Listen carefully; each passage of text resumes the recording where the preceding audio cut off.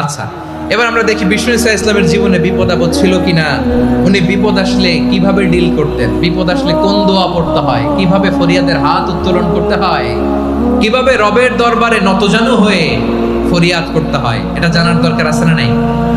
আসুন আমরা বিষ্ণুনবীর জীবনী থেকে দেখি বিপদ আসলে উনি কি করতেন। বিপদ আসলেই প্রথমে বিষ্ণুনবী সাল্লাল্লাহু আলাইহি ওয়াসাল্লাম একটা দোয়া পড়তেন। কি পড়তেন? তিনি পড়তেন ইন্না লিল্লাহি ওয়া ইন্না ইলাইহি রাজিউন। নিশ্চয় আমরা আল্লাহর জন্য, নিশ্চয় আমরা কার দিকে ফিরবো ভাই? আবার কার দিকে ফিরবো? আওয়াজ করে বলুন তো, আমরা এসেছি কার কাছ থেকে, আবারও ফিরে যাব কার কাছে?